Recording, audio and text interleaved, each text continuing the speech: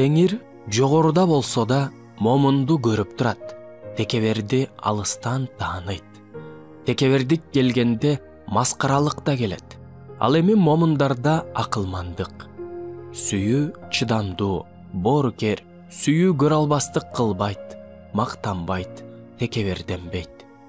Текебердик бул өзү жөнүндө өтө жогору пикирде жана башка адамдар жөнүндө өтө төмөн пикирде болуу. Текебердиктин маңызы Кудайдан обочолонуу жана жакынынан алыстоо. Текебердик адамдарды Кудай менен болгон мамиледен ажыратат. Текебер адам Кудайды да, адамдарды да жек көрөт жана экөөнө тең каршы турат. Текебердик жыйындагы пикир келишпестиктердин жана түшүнбөстүктөрдүн себеби болуп саналат. Жыйын текебердик кыйратуучу күч экенин билет. Текебердик өлүмгө алып келе турган күнөөлөрдүн эң коркунучтуусу, эгоизмдин эң жийиркеничтүү түрдө көрүнүшү.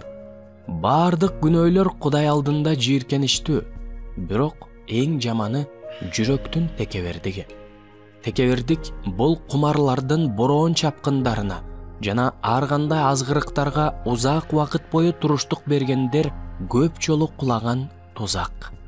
Текебердик бийик чириген дарактай. Ким ага чыкса, ал дароо жогорудан кулап түшөт. Текебердик акыл эстин жакырдыгынын далили. Текебердик дүйнө жаралгандан бери ар бир элде, ар бир үй бүлөдө негизги бактысыздыктарды жаратат. Текебердик бул руханий рак. Ал сүйүү мүмкүнчүлүгүн жалмап салат. Текебердик ага периште да, ага каршы турган башка күчтөр да эмес, Кудайдын өзү каршы турууга татыктуу болгон ушунчалык чоң жамандык. Кудай үчүн текеберден өткөн жийиркеничтүү эч нерсе жок.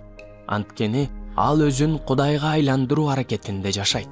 Эч нерсе адамды текебердиктей акылсыз кыла албайт. Эгер сиз өзүңүздү акылдуу деп эсептесеңиз, анда сиз мындан ары акылдуу эмессиз. Алдануунун эң ишенимдүү жолу өзүңүздү башкалардан акылдуу деп эсептөө. Текебердикти жеңүү бул сенин кулаганыңдын тереңдигин билүү жана Кудайдын ырайымынан бекем үмүт кылуу дегенди билдирет.